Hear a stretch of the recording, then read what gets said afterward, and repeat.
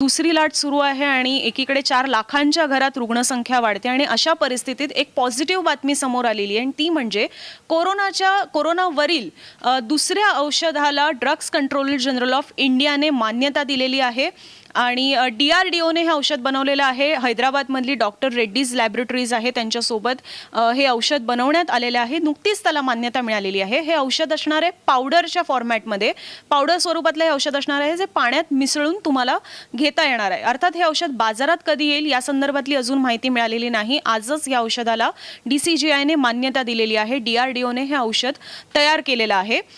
या औषधाचे ट्रायल्स सुद्धा सुरू होते. गेल्या वर्षी जेव्हा देशात कोरोनाची पहिली लाट आलेली होती त्यावेळेला एप्रिल 2020 मध्ये या औषधाची पहिली ट्रायल झाली.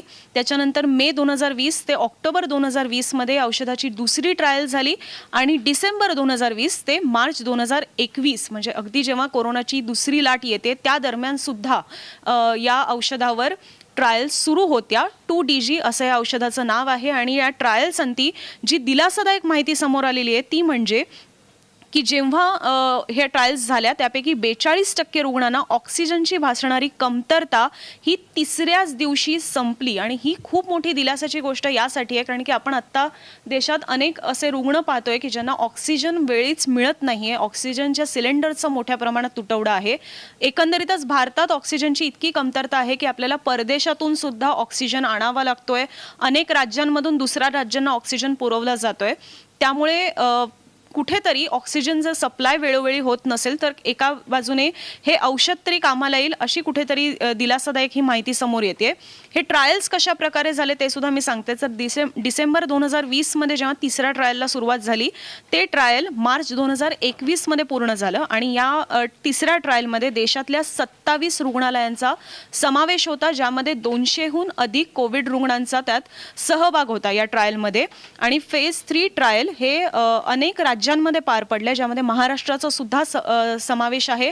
शिवाय दिल्ली आहे, राजधानी दिल्ली आहे, उत्तर प्रदेश, बंगाल, कर्नाटक, तामिळनाडू, राजस्थान, याशिवाय आंध्र प्रदेश, तेलंगणा यांसारख्या राज्याचा, गुजरातचा सुद्धा यात समावेश आहे ज्याच्यात हे ट्रायल्स घेण्यात आले.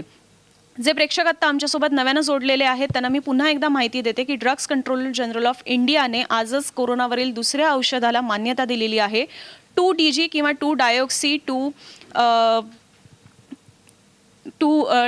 2-डायोक्सी डी ग्लुकोज या औषधाला ड्रग्स कंट्रोलर ऑफ जनरल इंडियाने ही मान्यता दिलेली आहे आणि DRDOने हे औषध बनवलेलं आहे. डॉक्टर रेड्डीज लॅबोरेटरीज जी हैदराबादमध्ये आहे त्यांच्यासोबत हे औषध बनवण्यात आलेलं आहे.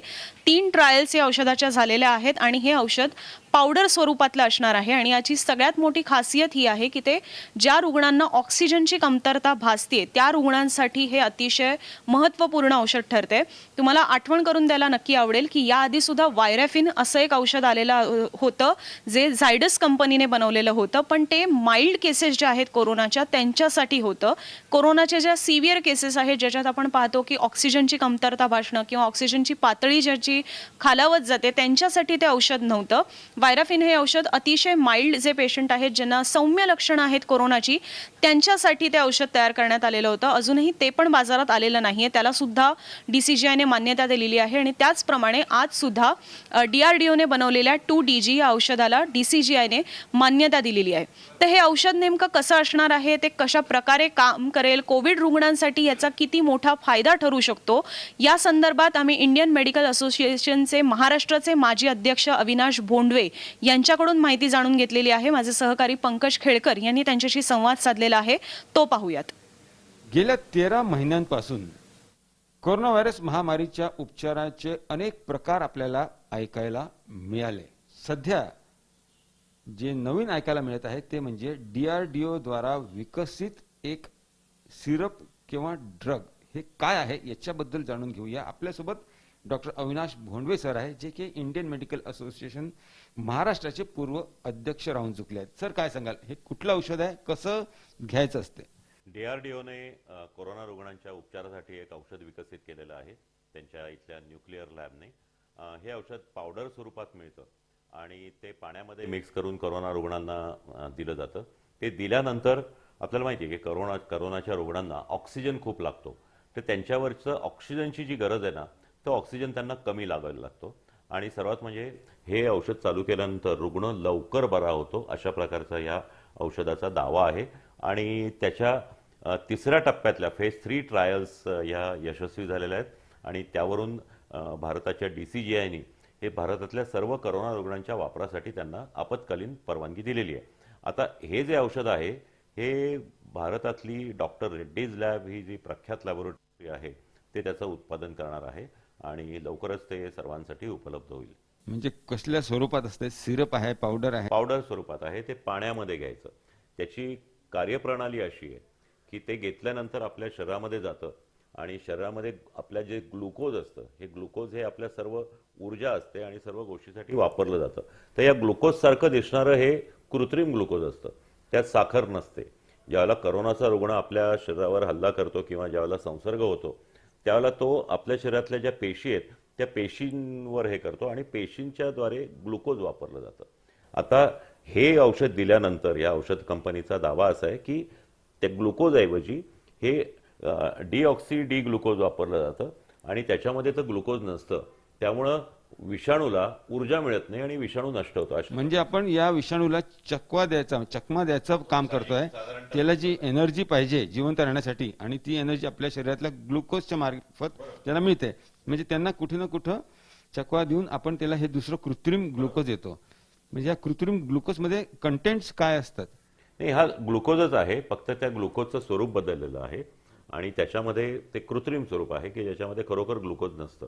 पण त्याची जी रचना आहे ती रचना ग्लुकोज सारखीच असते आणि त्याच्यामुळं विषाणू किंवा इतर जे काही आहे ते त्याला ग्लुकोज म्हणूनच ओळखतात.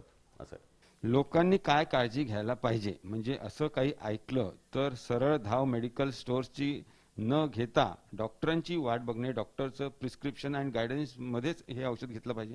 ही औषधं जी आहेत ही अतिशय संशोधन करून ही आलेली आहेत. याच्यामध्ये जे दावे केलेले असतात किंवा जे ट्रायल्समध्ये केलेले असतात ते पूर्णपणे खरे असतात असंही नाही. कित्येकदा हे कारण इमर्जन्सी स्वरूपात दिलेलं आहे. आपण पाहिलं की यापूर्वी HCQ काय एझिथ्रोमायसिन या प्रकारची औषधं वापरली गेली पण नंतरही ते दावे फोल ठरले की ते काही फारसे उपयुक्त होत नाहीत. त्याप्रमाणे ह्या औषधाचा पुढं काय परिणाम होईल आपण आता सांगू शकत नाही. त्याच्यामुळे परस्पर मेडिकल अजून तयार व्हायचं आहे पण परस्पर मेडिकल स्टोअरमध्ये जाऊन हे औषध घ्यायचं नसतं. कारण हे औषध केव्हा वापरायचं, कुणाला वापरायचं, काय डोसमध्ये वापरायचं हे डॉक्टर हॉस्पिटलमध्ये आलेल्या पेशंटला तपासून ठरवत असतात. त्याच्यामुळे स्वतःहून हे औषध घ्यायचं नाही आहे. हे हॉस्पिटलाइज पेशंटला दिलं जाणार आहे आणि डॉक्टरांच्या सल्ल्याखाली आणि डॉक्टरांच्या निरीक्षणाखाली हे औषध वापरलं जाणार आहे. म्हणजे जे पॉझिटिव्ह रुग्ण आहे कोरोना व्हायरसचे त्यांना जर डॉक्टरनी हे प्रिस्क्राईब केलं तरच त्यांनी हे घ्यायचं आहे. उगाच घेतलं तर साईड इफेक्ट होऊ शकतात. बरोबर आहे. कुठल्याही औषधाला काही साईड इफेक्ट्स असतात, काही अनटोवर्ड इफेक्ट्स असतात की जे अपेक्षित नसतात असे उपयोग असतात, असे काही परिणाम असतात.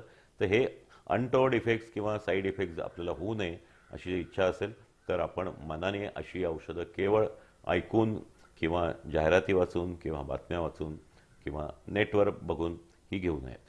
प्रेक्षकांसाठी सांगा की जसं पहिले म्हटलं गेलं आहे की कोरोना व्हायरसचं जो रचना आहे जी प्रोटीन्सचे त्याला टेंटेकल्स असतात आणि आता जे म्हटलं जातं की कोरोना व्हायरस या विषाणूला प्रोटीनच्या सोबत ग्लुकोज लागते जिवंत राहण्यासाठी.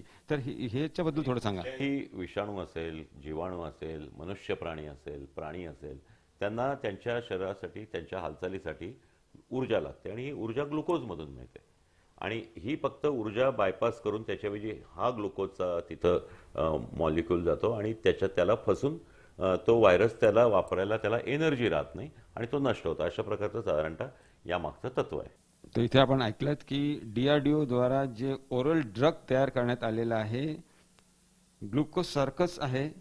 कोरोना व्हायरस विषाणूला हे जी एनर्जी मिळते ती एनर्जी नाही मिळावी म्हणून हे ड्रग विकसित करण्यात आलेलं आहे. त्याच्यावर संशोधन करण्यात आलेलं आहे. फेज 3 ट्रायल्स सक्सेसफुल झाले आहेत DRDOच्या आणि म्हणून आता यांना इमर्जन्सी जे लायसन्स आहे ते देण्यात आलेला आहे. तर हा एक मोठा ब्रेक थ्रू आपल्याला आज इथं ऐकायला मिळाला. कॅमेरामन गोपाल हरणेसह पंकज खेळकर, पुणे, मुंबई तक.